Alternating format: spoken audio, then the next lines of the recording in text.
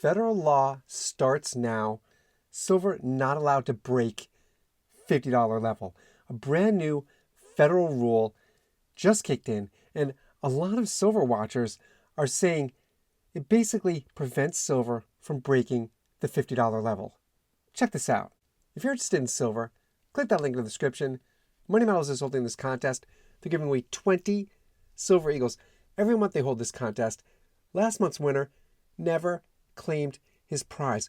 We've got 20 eagles just sitting here with no home to go to. Don't be that guy. Click the link I left down below. Be the next winner on that list and take home that silver. Now, check this out. Here's the biggest change.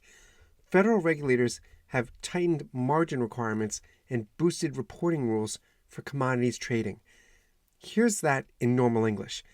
This means big traders, hedge funds, banks, institutions, they now have to put up more money and file more reports just to make large bets on silver. And those leveraged bets are usually what drive massive price breakouts. The Commodity Futures Trading Commission recently increased margin requirements for multiple metal contracts by double-digit percentages. Double-digit. When trading gets more expensive, fewer big players jump in. And that's exactly how you keep a metal from blasting past $50. It's not a direct price cap, but it works like one. We also have Washington rolling out new guidelines targeting what it calls sudden speculative surges in commodities markets. This gives exchanges the green light to intervene faster, meaning they can raise margins, restrict certain trades, or cool down volatility if silver starts moving too fast. Yes, you heard that correctly. Think of it like having a speed limit on your truck.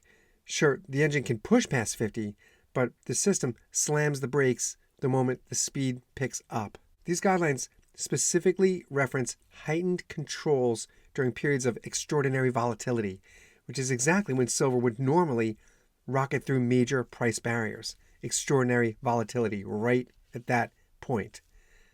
This is how policy acts like an invisible $50 ceiling. Here's the hammer.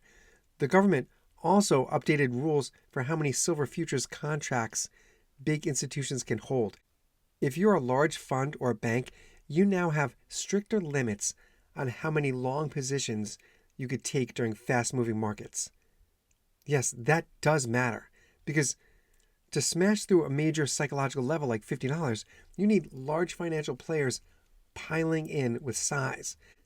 Under the updated Dodd-Frank rules, position limits tighten during high momentum moves. It reduces the number of contracts a single institution can hold by thousands of ounces worth of exposure. So even if silver wants to push through 50, the rules stop the biggest players from throwing gasoline on that fire. Well, get your own silver. Click that link in the description. Thank you, Money Metals Exchange, for sponsoring this channel. This is a great contest. Every month they're giving away 20 silver eagles. 20 eagles every month. Click that link. Be the next winner on that list. Take home that silver. And I'll see you on the next one.